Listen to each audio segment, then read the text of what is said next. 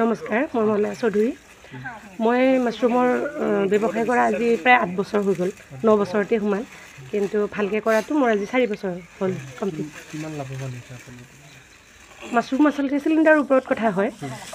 Cylinder যিখিনি হয় তাৰ হিচাপতে হয়। এটা আমাৰ মাছৰুমৰ চিলিণ্ডাৰ বনালে যদি 3 কেজি 4 কেজি হয়, সেই হিচাপত ইয়াৰ ইনকামটো ধৰিব পাৰি। গতিকে চিলিণ্ডাৰ যিমান হ'ব পইচাও ইমানখিনিয়ে হ'ব।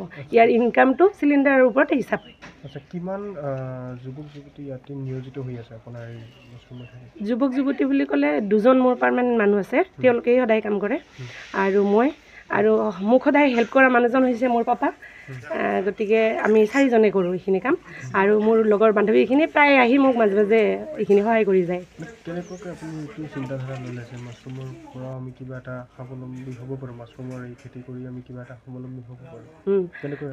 মাছৰুম খেতিটো মই আজিৰ পৰা 8 বছৰ আগতে মানে এনেকৈ ইফাল সিফাল মানে ঘূৰি ফুৰোঁতে ক'ৰবাত তেনেকৈ শুনিছিলোঁ জাষ্ট। কিন্তু যেতিয়া প্ৰথম দেখিছিলোঁ মই দেখাৰ পিছত মানে ঘৰত অলপমান কৰি চাইছোঁ, তেতিয়া মই খেৰখিনি বইল কৰিছিলোঁ।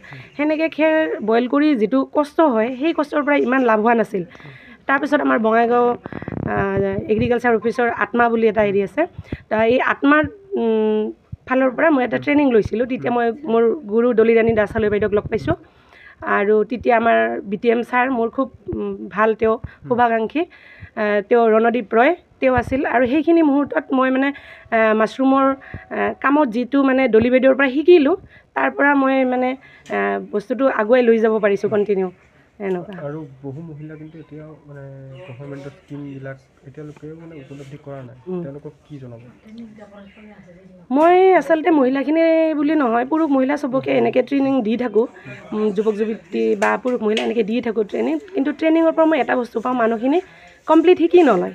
আধা শিকি পেলাই 2 দিনৰ কাৰণে বহুত দৌৰা দৌৰিকৈ কৰিম বুলি একদম ভাবি লয় আৰু যে কৰিম, আৰু সেই বস্তু দেখা পাই মোকো ভাল লাগে। মই যিমান দূৰ পাৰোঁ তেওঁলোকক সহায় কৰোঁ, কিন্তু মানে বস্তুটো এবাৰ কৰি নকৰে আৰু।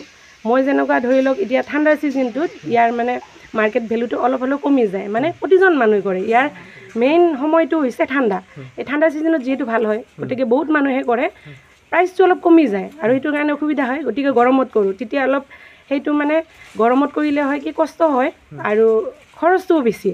কিন্তু গৰমত কৰিলে হয় কি মাৰ্কেটত একেবাৰে নাথাকে, তেতিয়া মাছৰুমৰ অভাৱ মানে মাৰ্কেটত, আৰু সেইখিনি সময়ত মই কৰোঁ। গতিকে মই কওঁ যে গৰম ঠাণ্ডা যিহেতু বস্তুটো চেল হয় বা বঙাইগাঁৱত যিখিনি লাগে সেইখিনি এতিয়ালৈকে পৰিপূৰ্ণ নহয়। কাৰণ আমাৰ এতিয়াও বেংগলৰ পৰা ৰাতিপুৱা হ'লে চাপাগুৰিত আপুনি মাৰ্কেটত দুনিয়াৰ বেংগলৰ বস্তু দেখা পাব।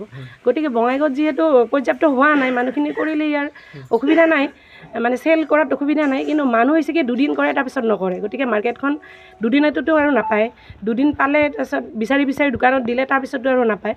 গতিকে যদি সেইটো একেবাৰে কৰি থাকে, একে লেঠাৰি একেৰাহে কৰিয়ে থাকে, অট'মেটিক মাৰ্কেটখনো পোৱা যায় বা বিভিন্ন ধৰণৰ মানে এনেকৈ বেপাৰীৰ লগত চিনাকি হোৱা যায়, যিটো ৰাতিপুৱা আহিলে তেওঁলোকে ছিঙি ঘৰৰ পৰা লৈ যায়।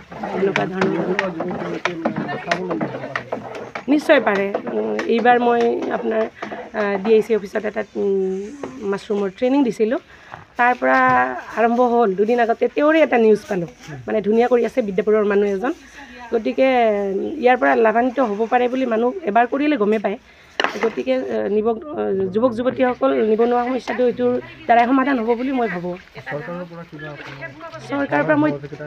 চৰকাৰৰ পৰা আচলতে ক'লো নহয়, এগ্ৰিকালচাৰৰ পৰা মই বিভিন্ন ধৰণৰ সুবিধা পাওঁ। যেনে যদি মাছৰুমৰ চিড নিদিয়ে, যদি মোৰ কিবা খেৰ বা পলিথিন কিবা PP বেগ ৰাবাৰ এডালো তেওঁলোকে মোক সহায় নকৰে, কিন্তু মানে এইটো ৰাস্তা কৰিলে এনেকুৱা হ'ব, এনেকুৱা ধৰণৰ বিভিন্ন মানুহ লগ পাইছোঁ বা পাওঁ, তেওঁলোকে ইমান উৎসাহ দিয়ে। সেইটো ক্ষেত্ৰত মই বাৰে বাৰে এগ্ৰিকালচাৰ বঙাইগাঁও ডিষ্ট্ৰিক্ট এগ্ৰিকালচাৰ অফিচৰ নাম ল'ব লাগিব।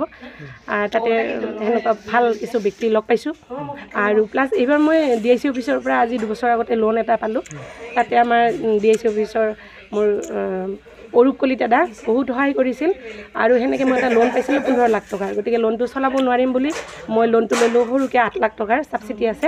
বৰ্তমান মোৰ লোনটো নাই। আমি 2 ভাই কৰোঁ, এনেকৈ ক'বি আৰু 4 বছৰৰ পৰা কৰোঁ দিলে দিবি। এনেতো আমি বেলেগ জেগাত অলপ কৰিছিলোঁ, বেলেগ জেগাত অলপ মানে কি ঘৰুৱা হিচাপত কৰিছিলোঁ আৰু সিহঁতৰ খাবৰ কাৰণে। তাৰপিছত এই আমাৰ মেডামে আমাক লগ পাইছে, তাৰপিছত ইহঁতে আহাতে 4 বছৰ হ'ল কৰা আৰু কি। 4 বছৰ হৈ কৰি আছোঁ আমি দুটাই, মই আৰু মোৰ সৰু ভাইটি 4 বছৰ হৈ কৰি আছোঁ। আমি মানে আমাৰ দুটা পৰিয়াল, যেনিবা মই আৰু মোৰ ভাইটি ইয়াতে কাম কৰি মোৰ পৰিয়ালটো ভালকৈ চলি আছে। আৰু এবং এই বিজনেছটো মোটামুটি আমাৰ কাৰণে বিৰাট ভাল, আমাৰ কাৰণে বিৰাট ভাল। আমি কাম কৰি আছোঁ আৰু মানে কামটো বিৰাট ভাল, চাফা চুফা কামটো আৰু কি। আমি কামটো কৰি আমিও লাভৱান হৈছোঁ, আমাৰ পৰিয়ালটো চলি আছে।